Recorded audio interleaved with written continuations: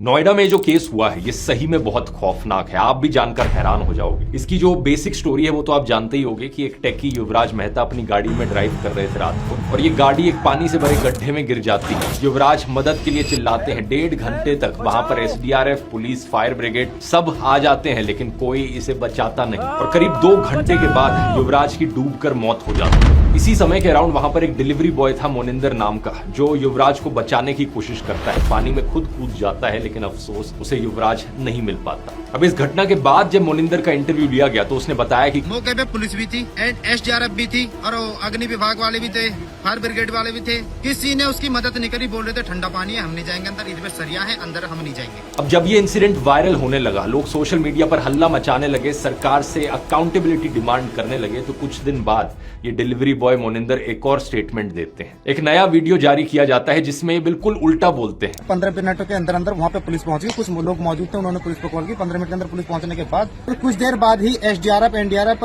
Fire brigade सब ही समय पर पहुंच चुके थे। उन्होंने पूरी मशक्कत के बाद लगभग कुछ समय बाद ही उसे बहुत जल्दी रेस्क्यू कर लिया था लड़के को। अब आप सोचोगे आखिर सच क्या है। मोनिंदर से जब एक और बार फिर पूछा गया तो उसने फाइनली हिम्मत जुटाकर हिंदुस्तान टाइम्स को सारा सच बता दिया। उसने बताया कि कैसे पुलिस ने उसे थाने बुलाया है, एक स्क्रिप्ट दी और जबरदस्ती पुलिस के फेवर में वीडियो रिकॉर्ड उससे करवाया गया। पुलिस ने उसे 4.5 घंटे तक पार्क में बिठाकर रखा था और धमकाते हुए कहा था 5-10 दिन के लिए गायब हो जा, केस तो 2-3 दिन में मीडिया से हट ही जाएगा लेकिन तू तो यहीं रहता है। सोचकर देखो दोस्तों, सरकार एक तो कितनी निकम्मी है कि बेसिक फैसिलिटीज तक सिटीजंस को नहीं प्रोवाइड कर पा रही है, और दूसरा जब सच सामने आता है तो गुंडों की तरह बिहेव करते हैं सच को दबाने के लिए। मैं आपको बता दूं, जिस सड़क पर युवराज ड्राइव कर रहे थे उस सड़क का डिजाइन देखो। ऐसे 90 डिग्री के एंगल पर कहीं किसी डेवलप्ड कंट्री में आपको कोई सड़क नहीं दिखेगी। पहले तो इतने घटिया तरीके से एक सड़क बनाई गई, दूसरा कोई बैरियर तक नहीं लगाया गया, और तीसरा जब मदद की जरूरत थी ना तो वहां की एडमिनिस्ट्रेशन, पुलिस या फायर ब्रिगेड के पास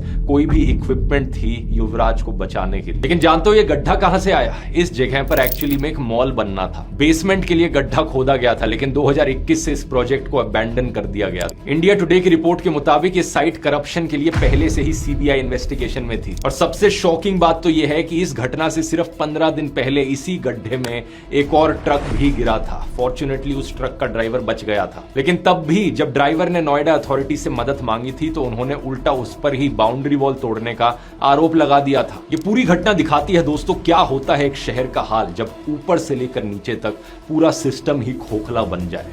नोएडा में बीजेपी की ट्रिपल इंजन सरकार है, ऊपर से लेकर नीचे तक सब कुछ बीजेपी के कंट्रोल में है। यहां तक कि नोएडा की डीएम पता है कौन है? ज्ञानेश कुमार की बेटी।